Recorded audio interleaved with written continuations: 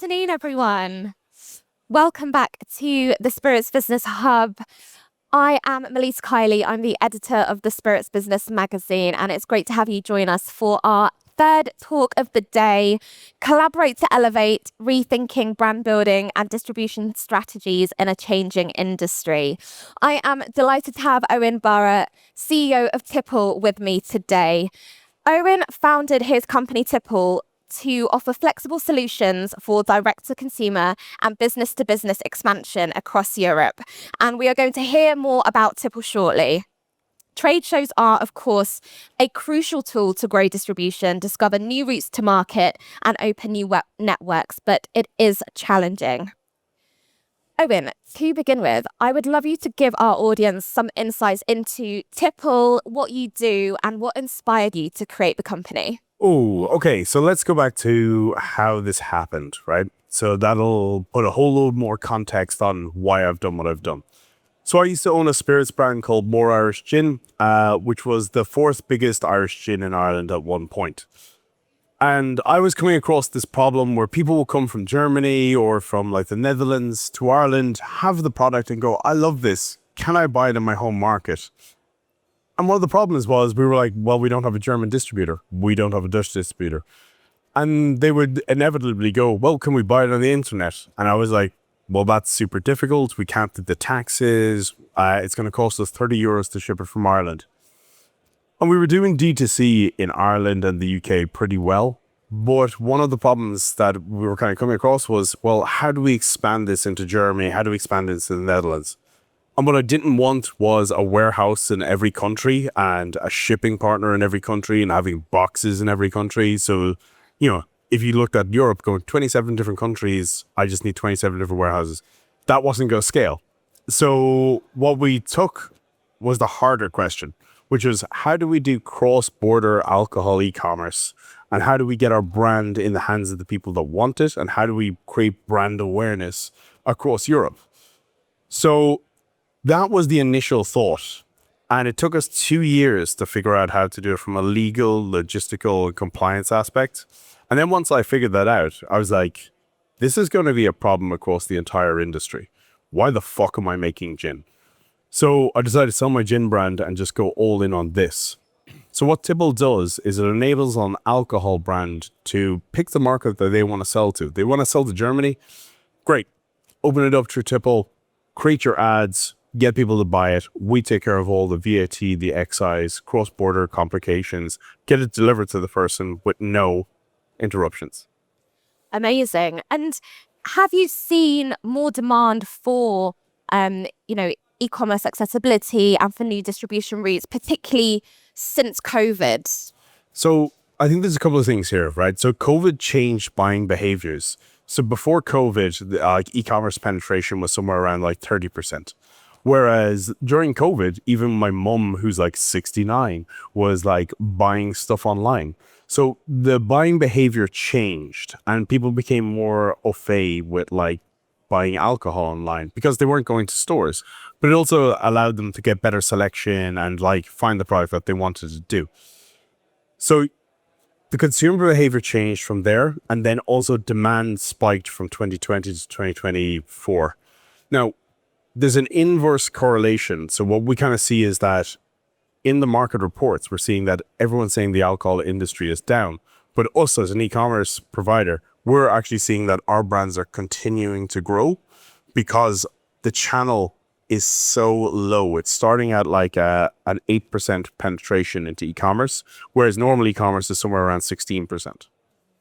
Amazing. And do you think that since life has kind of returned to normal post those COVID years and lockdowns, the demand and the familiarity with buying alcohol online, is that still there? Yeah. So like everybody still buys online, like as in, I don't think that people's behavior changed after COVID. I think people became used to buying online and then just continued the pattern. So what we kind of see is that when a brand acquires a new customer, that customer in spirits will buy 4 times a year from that brand. In wine, we see that that customer will buy every 4 to 6 weeks and repurchase. Okay, interesting. And let's talk a little bit more about distribution. How would you describe the current distribution system for the spirits industry? The way I always look at this is when I ran my spirits brand, I wanted to control my own destiny. So I wanted to expand into the markets that I wanted to do myself. So rather than having to go to a distributor, so like when you look at this, you go B to B to B to C. So you sell to a distributor who then sells to possibly a wholesaler, who then sells to a bar, restaurant, or a retailer, who then sells to the customer. What we've seen work really well over the last 2 years is brands going and building brand awareness and working backwards. So you go brand to consumer, build brand awareness, and then build the value chain backwards. So build the distributor relationships, wholesaler relationships. And once you have data, one of the side effects of COVID is that the distributors have become so risk adverse that they're going, I don't want to take on new products because I don't want to be stuck with this. I don't want to have this stuff not moving in my warehouse. So when you've got data going, hey, I'm selling 10,000 bottles in Hamburg, it becomes so much easier for a distributor to go, there's less risk in this. I'd like to take you on. And what we've seen with some of our brands is people running ads for brand awareness and distributors responding to them going, hey, could we distribute you? And in one case, we had a brand that had 2 distributors fighting over them, which I don't know if any of you guys run brands. That's a fucking unusual situation. So yeah, it's a different way of changing it. And I think now post-COVID, with the amount of brands and competition that there is, you really have to do different things in order to kind of stand out in the market. Do you think the spirits industry is missing a trick somewhere when it comes to distribution, particularly having been on the brand building side and now with Tipple? What do you think we're missing? So I think there's a couple of things, right? So if you look at the rise of celebrity brands, right? Celebrity brands have instant worldwide recognition, but they don't have an instant route to market, right?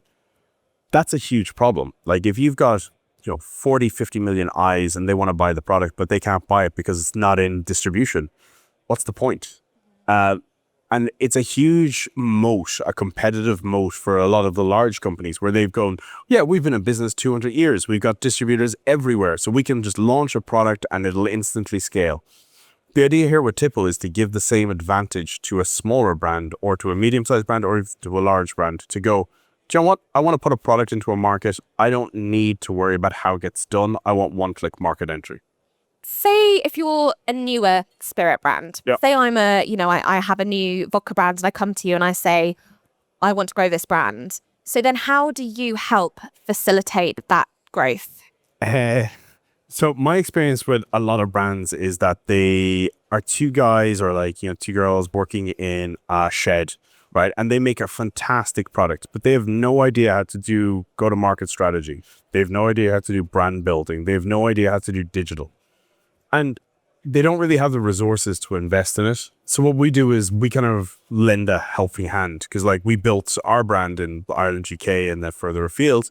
So we've drawn our experiences. We help them with doing retention marketing through email and Klaviyo, running Facebook ads, finding the right hook. Because, when you're looking at an ad for booze, if you can't taste it, how do you convince somebody to buy it? So what's the next best thing? So one of the things is recommendations. And the question we always ask brands is, why should I care? And if you can't answer the why should you care, you shouldn't be selling online because that's how you're going to convince people to buy it. I was looking at a few talking points that you'd posted on LinkedIn recently, and you described it as the elephant in the room, which is acquiring new customers is only getting more expensive. Why do you think this means it's more important for brands to get their e-commerce and digital marketing routes set up? So we operate in the US, Europe, and we're opening up Australia. And what we see in the US is to acquire a customer is about $55 to $75, but it's got a more mature alcohol e-commerce market. So you've got more competition buying ads for the people that are going to respond to your product.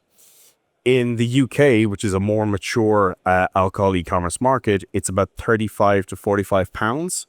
And if you look at Central Europe, we're seeing average about 20 to 25 euros to acquire that customer.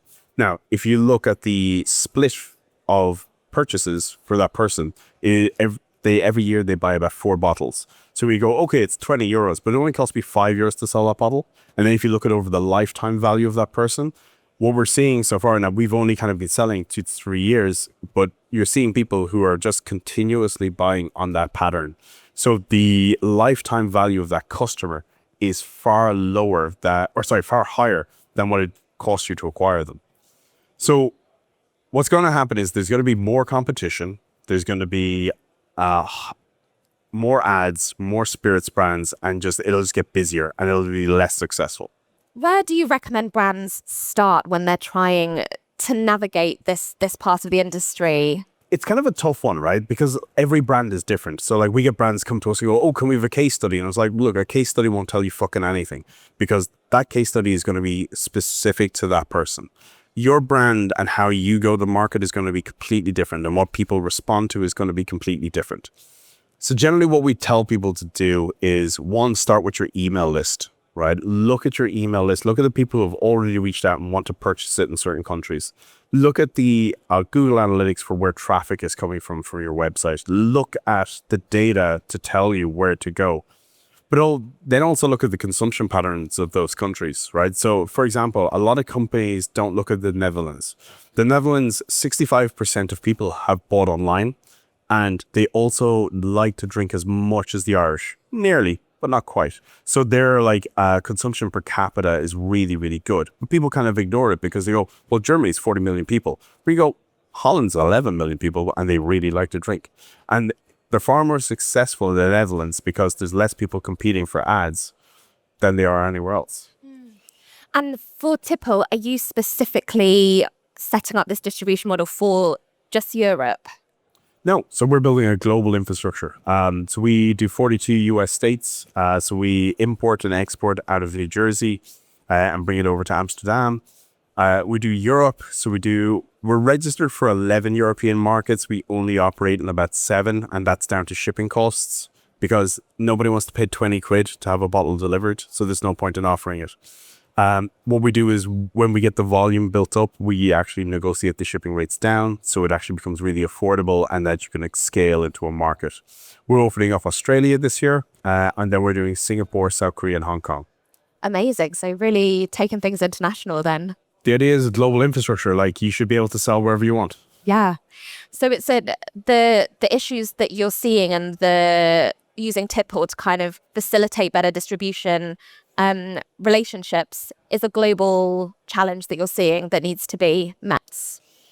Yeah, so the way we kind of work is we work hand in hand with distributors, right? So we're not competing with distributors. What we really do is help brands build brand awareness.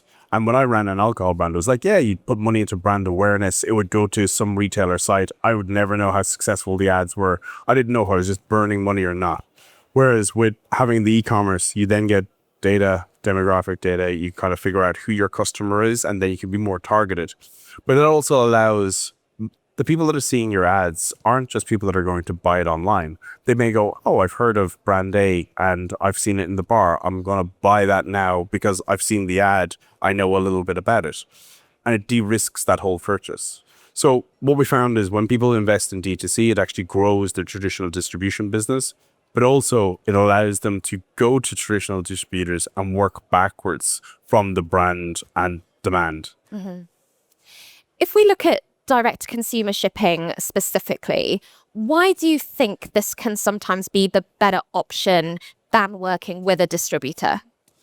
It depends on the product, right? So as in, if you've got a product that's 500 euros or, 195 euros, a distributor is not going to want to sit on that amount of cash flow in his warehouse or her warehouse. The idea is that you will have an army of loyal fans, right? Or people that are interested in this product. And instead of having it sitting in one warehouse in France or in Germany or wherever, and they have to guess how much is going to come, you basically can sell it and then have it distributed all at once, rather than that distributor taking the risk. Yeah. Does it, though, create a risk of removing the need for a distributor? No. The distributors have built relationships over the last however long they've been active. They have relationships with bars. They do a lot more than just one brand. And what we do is we work hand in hand with that to kind of help deliver. What distributors really care about is getting things sold, right? So you go, if you're not putting money into brand awareness and if you're not creating that buzz, your distributor is going to delist you because you're not going to move through the same amount of stock. It doesn't create competition. Like, what I really care about is creating an ecosystem where everything works together. So the two can definitely coexist side by side. You're not necessarily taken away from the kind of long running distribution. Not only that, like, so we had a company last year who their German distributor kicked up and was like, do you know what? We own the exclusivity for Germany. We are not going to allow you to D2C. And they were like, look, we got 6 months on the contract. Let's try this D2C thing. And then after 6 months, if it doesn't work, you can just fire us. And they went, okay, let's try it. And what we saw, like, in the first month was like a 2% uplift on their like distribution, normal distribution. The next month we saw like 4%. On the third month, we saw a 15% jump in their normal distribution, which was like way outside of like any sort of tolerance that you'd expect in sort of like a seasonality or anything like that. The fourth month, we saw almost 20%. Fifth month, 22%. 6th month, 23%. That was the age to their traditional route because they were now advertising. Mm-hmm. That's great to hear. And then you also mentioned you're now going into business to business distribution as well.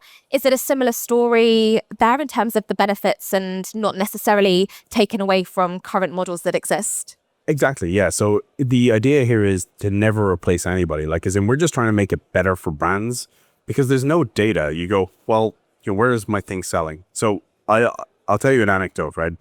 I grew into the UK. I spent 150 grand growing my brand into the UK. I had distribution in Stonegate, Green King, which is like 3,900 bars. Pretty much distribution all over the UK. I spent 150k growing into there. And then my distributor went bust during COVID, right? And I lost everything. I lost all my routes to market because they weren't my customers, right? They had no contact with us. We had no way of figuring it out. So what we do is we give brands the ability to go business, that brand name. A distributor can sign up, order their products. A bar or retailer can sign up. And if they go through this and they already have a distributor, we route the order to that distributor to go, you fulfill this. But it allows you the brand control. It allows you the tracking. It allows you the data to go, I know where my products are sold. Is there a lack of ability to kind of collect data using the kind of I don't want to say old fashioned, but the more traditional distribution methods? Yeah, completely. Like, as in, if you've ever got a distributor report, you'll get it in an Excel file. The product names won't match. It'll just be chaos, right? You go, I don't know what bar has bought this. I don't know where that's physically located. I don't know where that would be on a map. So what we do is give them, you've got like the chain then. So you've got like distributor, possibly wholesaler, possibly retailer. And the idea is to give a brand full visibility over the entire chain. Yeah. And just want to touch back on what you said. I mean, that must have been so stressful to have your distributor go bust. Yeah. What were your next steps when you're faced with that position? It was scrambling. I was like going, how the fuck do I, so like you're ringing up some of the people that were like our distributors, like, so as in from that relationship, and I'm ringing them up and they're like, oh no, I don't deal with your account. I don't know who deals with your account. You're like going, fuck. So like literally I spent about 3 months trying to get that thing back, and it was just so chaotic because the person who had sold in at a very high level. The decisions had been made, but the people I was speaking to weren't the right people. So I didn't even know where to start to kind of getting it back. And that's the whole thing about having market intelligence and having the ability to know the market. Mm-hmm. Is that kind of risk reduced taking an approach such as Tipple? Yeah. So you basically reduce that risk. You make sure that, okay, so for example, if you go into Germany and you have a distributor and you suddenly want to change distributor relationship, those bars that order from that distributor, instead of having to go find out who the new distributor is, just automatically routed. So it basically allows a seamless change underneath, because when you change distributor, it is so painful. Like people, they end up dropping you because you're not in the traditional distributor, or they don't have an account with that distributor. And what we do is we just consolidate all of that and take away all the pain. Amazing. Is there a market that's leveraging the benefits of D2C and e-commerce better than others? And can you explain how and why? In alcohol or in general? In alcohol. Ooh, I've seen spirits do really well. Yeah. Right? So wine really hasn't taken advantage of this yet. So wineries are so used to just going, hey, I'm going to sell this out by the pallet. And that's all I care about. They don't care about the relationship building. They don't care about the lifetime value. But maybe they're not aware of it. Whereas with the spirits thing, you could definitely see that whiskey, for example, like whiskey does like whiskey clubs, tastings, really unique things that like you wouldn't put through a normal distribution channel.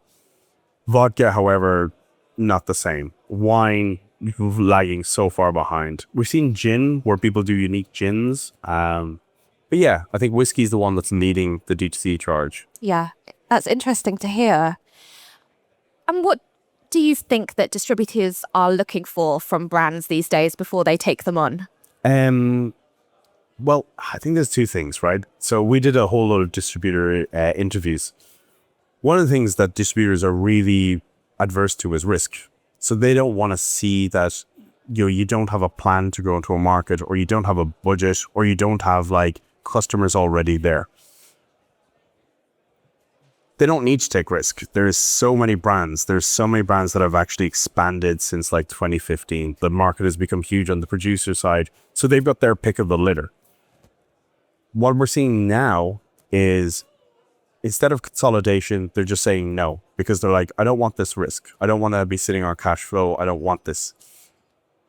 And what I'm seeing now more than ever is that you need to build brand, you need to build customer demand, and then work backwards. Okay, so what you were saying about the beginning, it's not necessarily you kind of go to find your customer, Yeah. and then work backwards from that to Yeah, exactly. So like if you've ever seen Terramania, like tequila, you see it all over the rocks, Instagram, you see it everywhere. And then you go, well, how do I buy it? And you can't. So Yeah. What advice do you have for anyone looking to build new distribution partnerships and to grow? well, that's a tough one. So growth at the moment, so there's an interesting trend that we spotted last week, right? So all the news in the industry is talking about how the alcohol market is down and how, revenues are down and consumption is down. And what we've seen from the tax data from the countries that we serve is that actually alcohol consumption by volume and by value is up. Now, we haven't finished the work yet, but there is a strong suggestion that the alcohol industry is actually up last year. And when I do that, I'll post it on Spirits Business. Yeah, keep your eyes on the... that We were data. talking about it before. So, I think there's a lot of doom and gloom and naysaying and things like this. But if I was to advise new brands, it is to get people to fucking care. Get people to relate, get people to understand what your brand is about. Everyone kind of gives this whole, broad sort of, oh, tell your brand story. Everybody fucking tells the brand story. Give them a reason to care. Give them a people to resonate. Give them a reason to buy. And whether some people don't do discounts, but give them a reason that they can't buy this anywhere else. Once you have that customer, build that relationship. It's not just about selling bottles. It's about building relationships with your customers. And if you go relationship first rather than distributor first, that's the way I think you win. Yeah, I think that's good advice. I think something I've heard from a few people I've spoken to recently is to truly understand and know your why, the purpose of your brand, and then use that to help all the other things that you mentioned, your storytelling and your connections.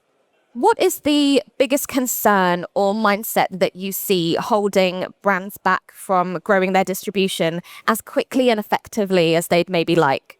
Gatekeepers. So the distributors are gatekeepers, right? So the distributor makes the decision. You go, hey, I want to go into Germany. Distributor goes, well, we're not actually looking at new catalog until September. You don't have control of your own destiny. That is a huge problem. If you were selling hats, you wouldn't have this problem. You wouldn't have to go to a distributor. You would just be able to go direct. That's the biggest problem, is you're on someone else's schedule and it doesn't really marry with yours.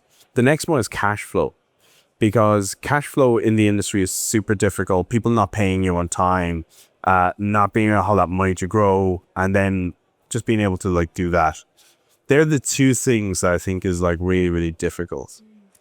Cash flow is an interesting point to raise. I mean, what can be done to kind of help alleviate that pressure? So we have a financing option now. So we actually lend for brands because we see brands do so well. We know the risk that's associated with a brand.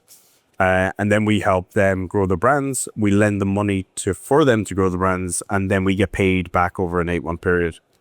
Okay, interesting. And kind of looking to the next stages of development for Tipple and the distribution that you're looking to build and the network you're looking to build. Yep.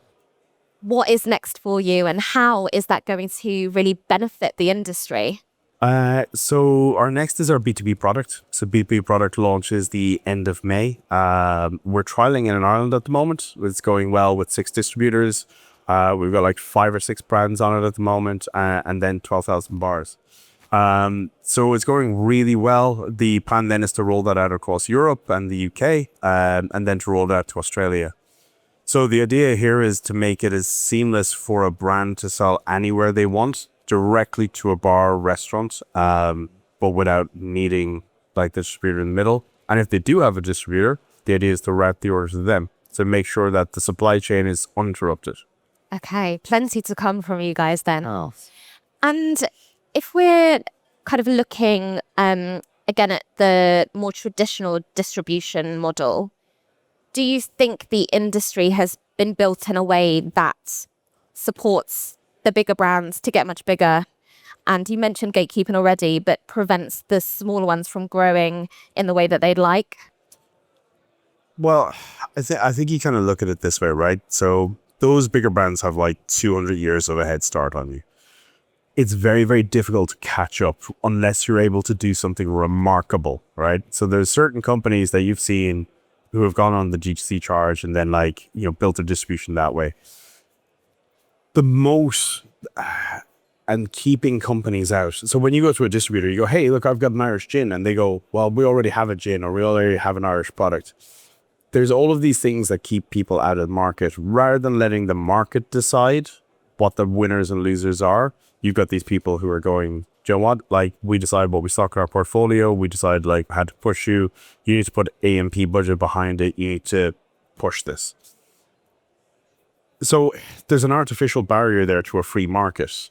And all I'm trying to do is free up the market to let the best products win and lose. Yeah.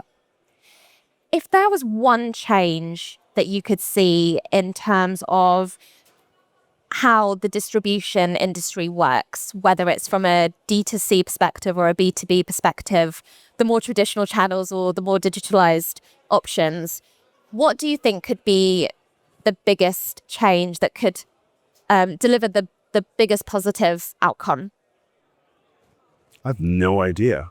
Like, I honestly have no idea. Like, I don't really understand how traditional distributors work. I mean, like, I do and I don't.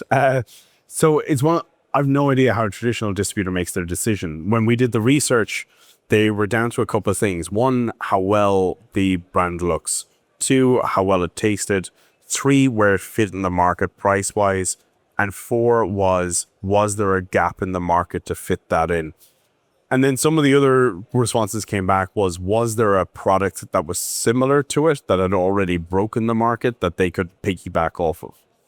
So when you look at that sort of like thing, is it a case of kind of going, here's the data behind what we did in the UK and giving that to a distributor? I feel like a lot of distributors make decisions off of gut rather than data, and they make decisions off of what they like and how well they get on with a brand versus, here's this cold hard data, here's the demand, here's this, and this. I think that's the main thing that but the data doesn't exist in the distributor industry because they're underserved from technology, because it's a laggard industry. And if you've ever tried to get a report out of a warehouse management system, it's pretty fucking terrible. So more data, more knowledge, maybe more sharing of... Yeah, and take away the risk. Like, if you can take away the risk, you can, now it's no longer gut, it's like a yes or no binary decision. Yeah. Wow. Thank you. We have some time for some questions. Is there anything you would like to ask Eoin while we have him up here? Oh, let me see if I can grab a microphone. Hang on, or maybe I'll come over to you and I'll say it loudly. Why do you think the wine business is lagging behind and not jumping onto these opportunities? So, I think wine brands, there's a couple of anomalies, right? So if you look at the LVMH, you look at the champagne portfolio, and they're like really high margin businesses. I think that wine is so competitive and it's so difficult to differentiate your brand that they haven't been able to get that margin premium. Whereas they're kind of focusing on good value, good product to push out, but not really making enough margin to build a brand.